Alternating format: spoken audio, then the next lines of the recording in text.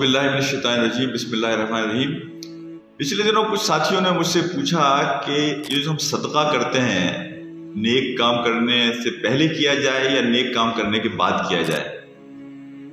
तो मैंने इस पर थोड़ी सी रिसर्च की तो मुझे अंदाज़ा हुआ कि सदका वैसे तो हमारे यहाँ जो हमारे सलफ़ हैं उनमें दोनों रिवायात मिलती हैं कि लोग नेक काम करने से पहले सदका करते थे या नेक काम करने के बाद सदका करते थे।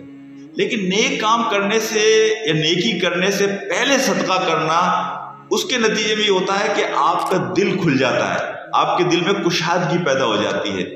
तो वो जो कुशादगी है और जो दिल का खुलना है वो हकीकत में आपको एक ऐसे स्टेशन पर ले जाता है कि जहां आपका अल्लाह से एक बड़ा मुनफरिद ताल्लुक पैदा हो जाता है।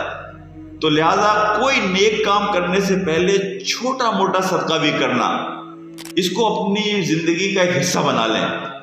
उसके नतीजे में देखें, एक तो फायदा ये है कि आप ये एक्नॉलेज कर रहे हैं, अल्लाह का शुक्र अदा कर रहे हैं कि अल्लाह सुब्हानहू व तआला आपको ये मौका फराहम करने वाले हैं कि आप नेकी का काम कर सकें। और जब शुक्र आप करते हैं तो ये अल्लाह का वादा है कि वो आपको उस नेकी को दोबारा करने का भी मौका फराहम करेगा। तो ये जो एक आपके दिल में एक सॉफ्टनेस पैदा होती है।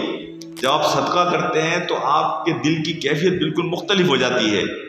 तो लिहाजा मेरा मशवरा ये होगा कि अगर मुमकिन हो सके कि अल्लाह जब भी आपको कोई नेकी का काम करने का मौका दे तो नेकी का काम करने से पहले सदका करें, ताकि खुले और कुशादा दिल के साथ आप अल्लाह की उस नेकी को करें और उसके अंदर एक अच्छा मुकाम और एक अच्छा स्टेशन अल्लाह के सामने आप पा सकें।